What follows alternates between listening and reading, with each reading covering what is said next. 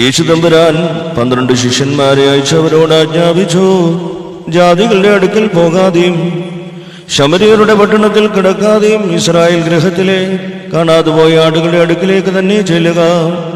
നിങ്ങൾ പോകുമ്പോൾ സ്വർഗരാജ്യം സമീപിച്ചിരിക്കുന്നു എന്ന് പ്രസംഗിച്ചു പറയുക. രോഗികളെ സൗഖ്യമാക്കുക, മരിച്ചവരെ ഉയർപ്പിക്കുക, കുഷ്ഠരോഗികളെ ശുദ്ധരാക്കുക, ഭൂതങ്ങളെ പുറത്താക്കുക. സൗജന്യമായി നിങ്ങൾക്ക് ലഭിച്ചു, സൗജന്യമായി കൊടുക്കുക.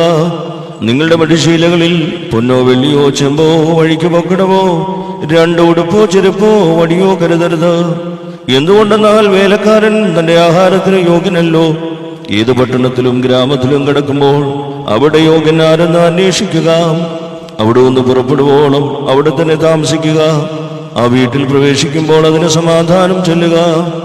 ആ ഭവനം യോഗ്യമെങ്കിൽ നിങ്ങളുടെ സമാധാനം അതിന്മേൽ വരട്ടെ, അയോഗ്യമെങ്കിലോ സമാധാനം നിങ്ങളിലേക്ക് മടങ്ങിപ്പോരട്ടെ. ആരെങ്കിലും നിങ്ങളെ സ്വീകരിക്കാതെയും നിങ്ങളുടെ വചനം കേൾക്കാതെയും ഇരുന്നാൽ ആ വീടോ പട്ടണമോ വിട്ടുപോകുമ്പോൾ നിങ്ങളുടെ കാലിലെ പൊടി തട്ടിക്കളയുക.